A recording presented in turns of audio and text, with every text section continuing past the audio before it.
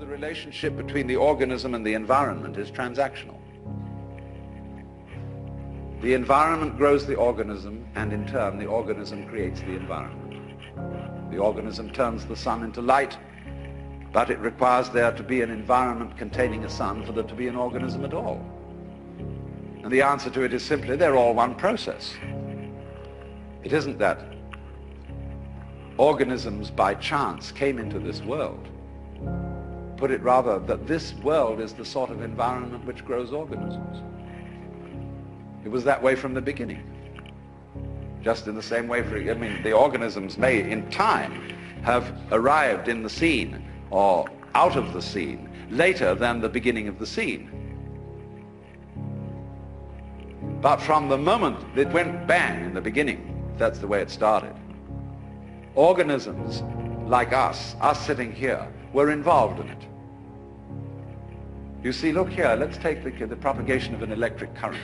Although in the development of any physical system, there may be billions of years between the creation of the most primitive form of energy and then the arrival of intelligent life. That billions of years is just the same thing as the trip of the current round the wire. It takes a little time. But it's already implied. It takes time for an acorn to turn into an oak.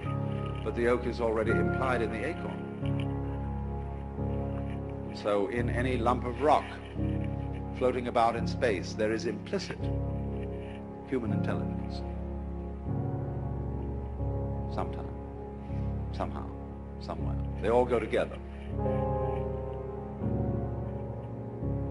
So don't differentiate yourself and stand off against this and say, I am a living organism in a world made of a lot of dead junk, rocks and stuff.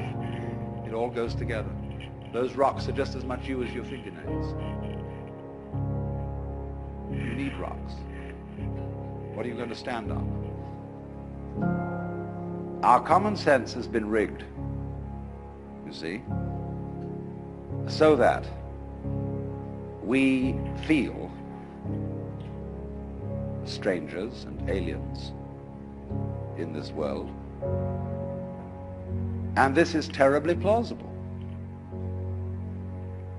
simply because it's what we're used to. That's the only reason. But when you really start questioning this, say, is that the way I have to assume life is? I know everybody does, but does that make it true? It doesn't necessarily. It ain't necessarily so. And so then as you question this basic assumption that underlies our culture, you find you get a new kind of common sense. It becomes absolutely obvious to you that you are continuous with the universe. For example, people used to believe that the people who lived in the Antipodes would fall off. And that was scary. But then when somebody sailed around the world, and we all got used to it, and now we travel around in jet planes and everything, we have no problem about feeling that the Earth is globular. None whatever. We got used to it. Well, in a few years, it will be a matter of common sense to very many people that they're one with the universe. It'll be so simple. And then maybe, if that happens, we shall be in a position to handle our technology with more sense.